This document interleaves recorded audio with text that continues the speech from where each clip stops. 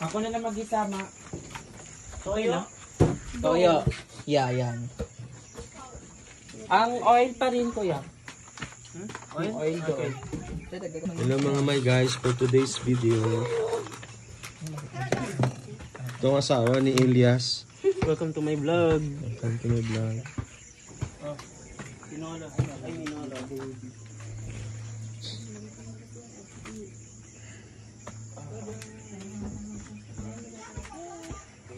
Sana oil natin, guys. Diyan ang oil. Dagdag flavor yung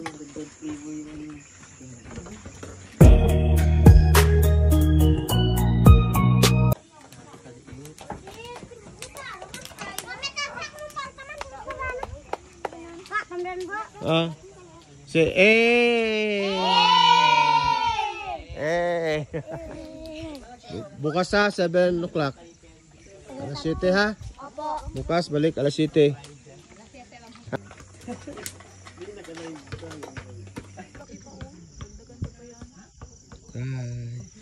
Hello. You are the owner of the place. Huh? okay lang. Ang takya. Mamaya na natin timpla. May isang pasasukot doon sa isang kilo ng chicken. Ibigay namin kila kuya.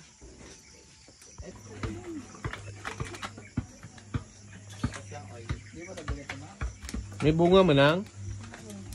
Nagbunga na? Tinago mo? Tinago ko na rin nila ng mga bata kanina. Yeah. Opo. Nantayan ko ang mga bata ba? Ano siya? $1 million. Great. Oh, yan. Oh, hello. Ay, baka bukas na mawala na yun. Ha? Binunot na. Ginatago ni nanay, baka bukas mawala. $1 million, Grace. Nakita lang mga bata ba? Kaya nga, Kuya, ilan to 90 pieces? Parang buka. Yan. Tapos ito ga, oh, yan. Tidago. mag-isa ka na po doon, mga Mga bata, hindi nila makita. Perfect ang sinaing ko po yan. Cute!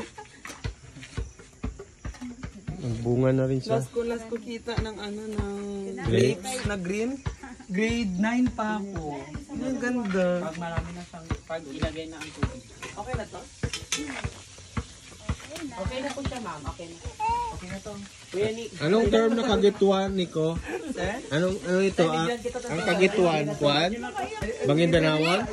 Bangindanawan? Ay, hindi sir, taduray po. Nagtanong kami sa Nuro sir, ang meaning na po itong kagatuan is kaalaman daw sir, knowledge. So since literacy and numeracy po yung aming activity, nag-isip po kami, nagtanong-tanong po kami ano po yung possible na pwede maging project name namin. And we also consider yung participants po namin, which is mga IP po, specifically mga Teduray. Kaya po nag-isip po namin Project Kagatuan because we want to enhance yung learning po nila through literacy and numeracy tutoring services po. And this activity was funded by the AFS, yes, US Embassy to the Philippines, and also the Changemaker Philippines Summit, since we have attended the Future Changemaker Summit last November 21. Therefore, we received a 10,000 seed grant from the US Embassy. Therefore, as we envision a community where all underserved community will given the chance na makatanggap nung deserve nila na services, we have decided na balikan namin ulit yung aming IP ng mga kapatid po. Very good. Ganda ng background, tapos sa baba ay luto. Lagay ko naman. Oo, no?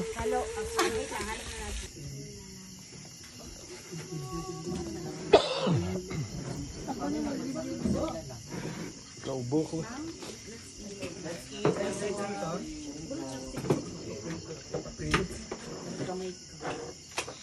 Meron man din din.